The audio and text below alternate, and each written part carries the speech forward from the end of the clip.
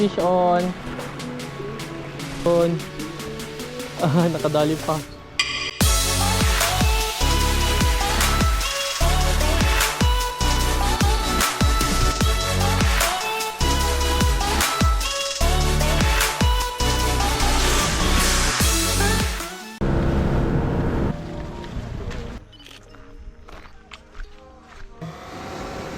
Magandang hapon.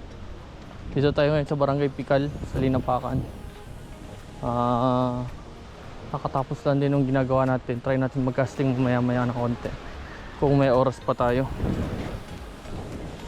Sana may oras pa. Try natin doon sa may dulo ng Tantulan, sa may bato. Patong tayo sa bato. Yung bangka dito, bakang pangisda. Try ko mag-spot doon sa may batuhan. Kaka doon pa tayo makadali. So, expected natin maraming bahay dito. Tingnan natin kung productive yung spot. Ayun, mamumusit na sila kuya. Hi! Subscribe kayo sa channel ko, Palawan Mastercaster. So, dito pa rin to sa Barangay Pikal, Linapakan, Palawan. Yun, kakatapos lang ng ginagawa namin. Nabigyan tayo ng oras para makapag-casting. So, try natin yung swerte natin dito. So yun, ang setup pa rin natin ngayong araw, Kuying Teton Ultralight galing sa Fishing Villa, Takelin Outdoor. Maraming salamat Fishing Villa. And itong 1000 series na Okuma ITX. Ayan, gamit pa rin tayo. Hindi pa rin nadodonate yung lure ni Sir Christian ng Catch and Cook. Tapos Nobi na 15 LB na leader line and super power na casting 6 LB. Fish on. Ayan, nakaulit tayo ng kaduping, pamprito. Ito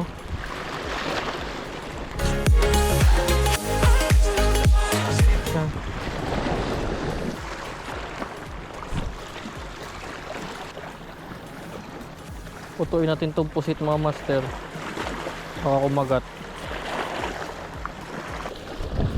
So ayan, nakadagdag pa ako ng isang snapper. Ayan.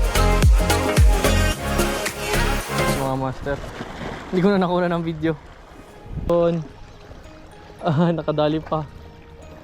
Uy, lakas sumila, kanuping siguro to. Uy, lakas, kanuping nga.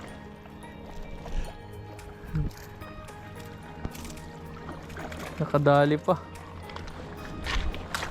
Ay, ayan. Ayan. Yan mga master. Dito lang to sa gilid ng Pikal.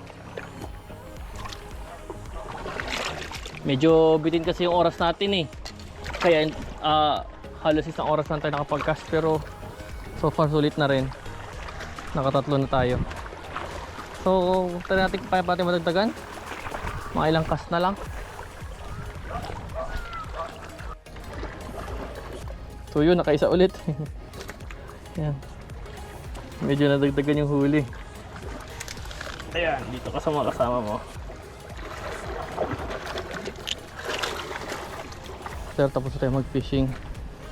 Ito yung huli natin. Nakapat din tayong isda. Meron din. Oo, ito. Nakano rin ako kagawad dito. Apat. Saan ka ba na naka... Doon, dito. Diyan. Doon walang kumagat eh. Pwede na. Pwede na. Kahit pa paano.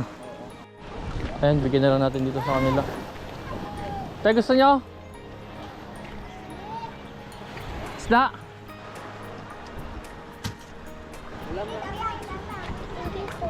Yan, sige. Sige. So yan, bigyan na lang natin sa kanila kasi nakispot lang tayo eh. At saka konti yung nahuli ko para sa grupo. Kaya nagdesisyon na lang ako na ibigay dito sa mga locals. So yun. Babalik na ako sa tuluyan namin. Yun, hanggang dito na lang po. Maraming salamat po ulit sa Fishing Villa, Takelin Outdoor sa Kuying Rod na to. And ayun, hapon na, gabi na pala. Pabalik na. Maraming salamat po sa inyong panonood. Hanggang dito na lang ating fishing vlog ngayong araw. Dito pala tayo sa Barangay Tikal sa Linapakan. Ayan, bukas ibang area na naman. Kita-kits sa next vlog. Bye-bye.